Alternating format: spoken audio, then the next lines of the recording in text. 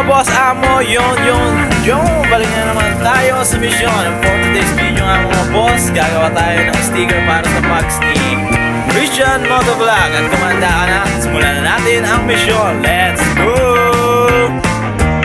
At ito na nga yung design na napili ng ating boss. Bali dalawang design yung pinapili ko sa kanya. At ito yung nagustuhan niya. Dito nga mga boss, nag-trace na tayo ng every detail ng design. Kita nyo naman, ito na yung kinalabasan. Bali dito nga mga boss, iniisa-isa na natin yung details para i-export papuntang Cameo.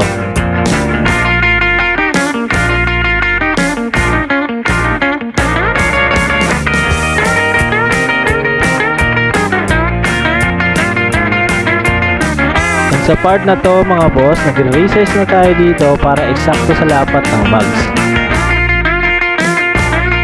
And pagkatapos nga natin dito mag-prepare ng design, proceed na kaagad tayo sa Cameo para i-cut ng machine.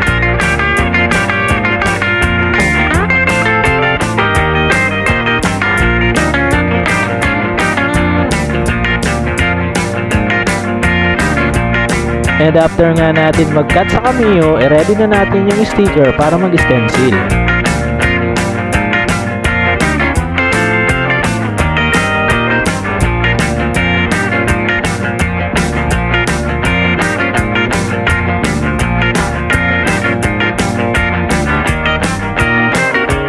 At ito na nga ang finished product ng ating stencil.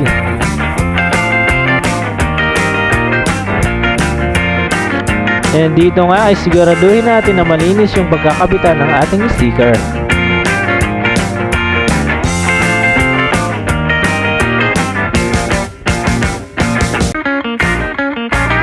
Part na to, dapat naka-align ang ating sticker.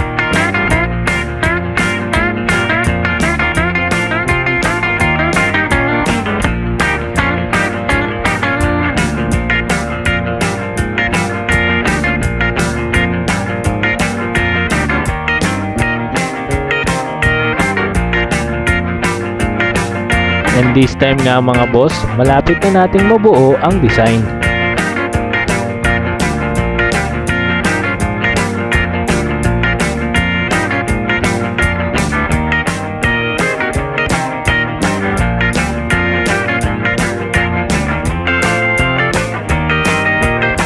And after nga ng ilang session, ito na ang ating finished product.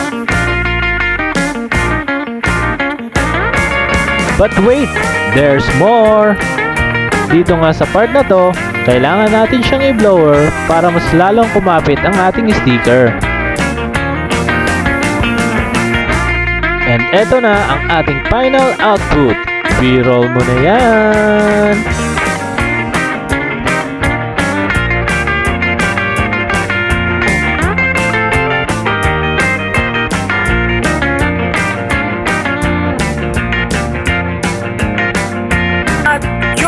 Tapos na nga ang project natin for today. Huwag kakalimutan mag-like, share, follow, subscribe na rin para sa ating YouTube channel.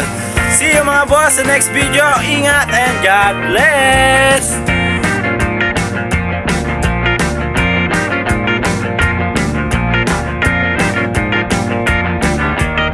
Thanks for watching.